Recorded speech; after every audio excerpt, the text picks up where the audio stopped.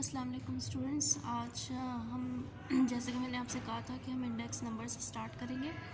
तो सबसे पहले है इंट्रोडक्शन में index numbers are meant to study the changes in the effects of such factors which can not be measured directly. ठीक है, फॉर एग्जांपल हम हमारे पास 2 साल का डेटा मौजूद है किसी भी चीज़ का, किसी भी कमोडिटी का ले लें आप।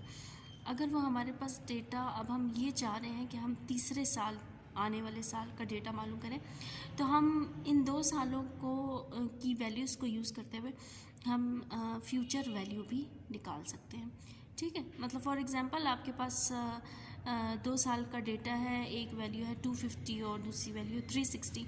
तो आप इन दोनों को प्लस करें और डिवाइड करें 2 पर, 2 साल है तो 2 पर डिवाइड करें, तो इस तरह से आपको 2 साल का डेटा, 2 साल का एवरेज वैल्यू हमें मिल जाएगी तीसरे साल के लिए। ठीक है, इसी तरह index numbers are statistical measures designed to show changes in a variable or group of related variables। ठीक है, जो changes उसमें आ सकती हैं with respect to टाइम इसमें ज़रूरी है क्योंकि सालों की बात होगी, महीनों की बात होगी, जोग्राफिक लोकेशन जहाँ पर आप रह रहे हैं या जिस लोकेशन की आप चाह रहे हैं, और other characteristics such as income, profession की भी हो सकती है। ठीक है, a collection of index numbers for different years, location ETC is sometimes called an index series हमें मिलती है ईयर्स में या किसी की लोकेशन दी होती है। ठीक है, नंबर ऑफ डिफरेंट ईयर्स की।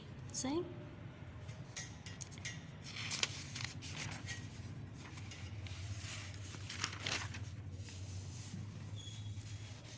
नेक्स्ट है हमारे पास simple index numbers. A simple index number is a number that measures our relative change in a single variable with respect to a base. ठीक है, कोई भी आप बेस ईयर ले रहे, फॉर एग्जांपल आपके पास 2001 से लेकर 2005 का डेटा, तो आप 2002 को एज अ बेस ईयर ले लें। ठीक है, और फिर उसके ज़रिए से कोई सी भी एक दूसरी वैल्यू या 2003 की वैल्यू मालूम कर लें, तो इस तरह ये सिंपल इंडेक्स नंबर हमें देगा। कंपोजिट इंडेक्स नंबर में इस तरह कि composite index number is a number that measures an average relative change in a group of related variables with respect to a base। ठीक है, यानी कि ग्रुप ऑफ रिलेटेड वेरिएबल्स आप लेंगे। टाइप्स ऑफ इंडेक्स नंबर्स में 2 आते हैं, price index number and quantity index number. जैसा कि इनके नाम से भी जाहिर है, price index numbers measure the relative changes in price of commodities between 2 periods. Prices can be इधर रिटेल और होलसेल, दोनों हो सकते हैं। ठीक है, रिटेल और होलसेल की प्राइसेस।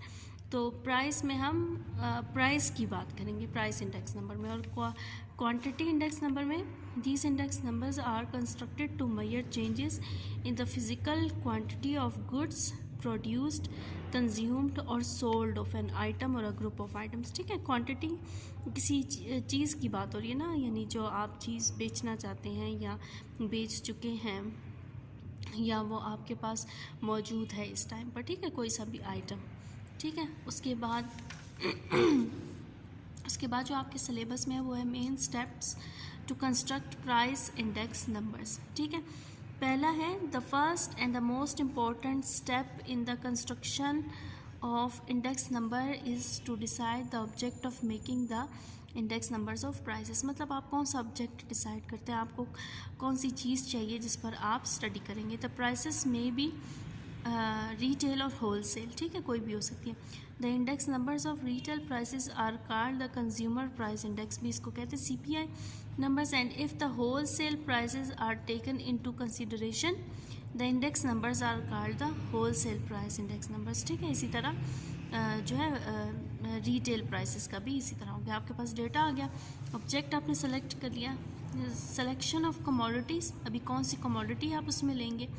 ठीक है, उसमें आएगा list of important commodities is prepare, कौन कौन सी कमोडिटीज़ यूज़ हो रही हैं, जैसे आटा, दाल, चावल, जैसे वीट, राइस, ऑयल, घी वगैरह। ठीक है, ये सब आपके पास इम्पॉर्टेंट कमोडिटीज़ हैं जो कॉमनली यूज़ होते हैं, तो इस तरह आपने सेलेक्ट कर लेनी है कमोडिटी को।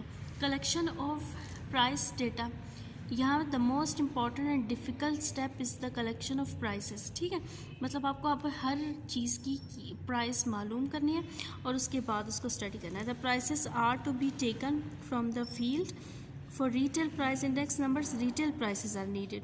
The price changes from place to place and from time to time. ये तो आपको पता है कि अगर आप एक शॉप से एक चीज़ ख़रीद रहे हैं तो दूसरी शॉप पर आपको मुख्तलिफ प्राइस मिलेगी, ठीक है। इस तरह से आपने कलेक्शन ऑफ प्राइस डेटा ले लेना है। सिलेक्शन ऑफ बेस पीरियड, ये भी आपके कोर्स में। The prices of the commodities in the current periods are to be compared with the prices of some period in the past, ठीक है। जो आपके पास प्रेजेंट में जो प्राइस आ रही है ना, उसको आपने पिछली प्राइस के साथ कंपेयर करना है। This period is the past is in the past is called the base period और द रेफरेंस पीरियड, ठीक है। जो पीछे गुजर गया उसको बेस पीरियड कहते हैं। और ज़्यादातर जो बेस पीरियड है वो गवर्नमेंट ऑफ पाकिस्तान सेलेक्ट करती है। This period should not be in the remote past, यानी बहुत पीछे का ना। The period which is economically stable and is free of disturbance in strikes, मतलब कि कोई भी इस पीरियड में कोई भी उस साल में या महीनों में कोई भी एरर ना आया हो, जैसे अर्थक्वेक और ऐसे स्ट्राइक्स वगैरह ना आई हो, तो वो पीरियड आप as a base period select करते हैं, जो कि गवर्नमेंट ऑफ पाकिस्तान सेलेक्ट करती है, ठीक है। उसके बाद है फिक्स बेस मेथड। ये एक मेथड है जिसका फार्मूला यहाँ दिया हुआ PON is equal to PN divide by PO multiply by 100, जो कि price relative for current year, price of the current year divided by price of base year multiply by 100, ठीक है। उसके बाद इसका क्वेश्चन है रिलेटेड क्वेश्चन, जो कि हम फर्दर करेंगे। बहुत आसान है, अगर मैं आपको यहीं से मेथड समझा दूँ तो आप इजीली कर सकते हैं। आपको दिए हुए हैं ईयर्स, साथ में दिए हुए प्राइस ऑफ राइस, ठीक है। प्राइस ऑफ राइस को आप PN से शो करेंगे, ठीक है। फार्मूले के मुताबिक आपको चाहिए PO। ओ क्या होगा, आपको क्वेश्चन में ये एक बेस ईयर दे दिया होगा, जैसे 1987 बेस ईयर दे दिया, ठीक है। अभी आपके पास पहली वैल्यू 618.25 है, इसका बेस ईयर सेलेक्ट हो चुका है 1987 ही, ठीक है। तो 618 PN over PO is the base year 1987, फिर से डिवाइडेड बाई 61, किस तरह आएगा ये 618.25 current year divided by base year that is also 618.25 multiply by 100 फार्मूले के मुताबिक। तो जब ये कट जाएगा तो आपके पास 100 बाकी बच जाएगा, ठीक है। इसी तरह 741 सामने जो करंट ईयर है उसकी वैल्यू लिखी 741 divided by the base year is 618.25 यानी 1987, उसकी वैल्यू उतारी, मल्टीप्लाई किया 100 से, आपके पास आंसर आ गया।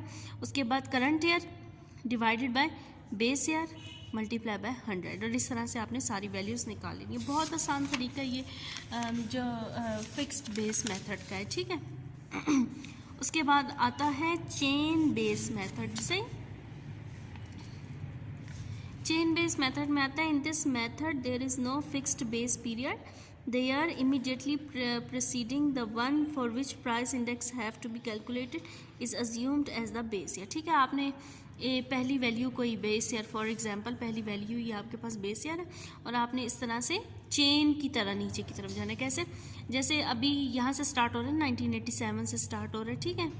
इन्होंने ले लिया 1987 को बेस ईयर, तो इसी तरह होगा 618.25 current year PN divide by N-1, यानी इससे ऊपर वाली वैल्यू वो तो मौजूद नहीं है ना, तो उन्होंने जो आपको बेस ईयर दिया हुआ है उसको आपने इससे डिवाइड कर देना, मल्टीप्लाई करना है 100 से, तो यही वैल्यू 100 रह जाएगी, ठीक है।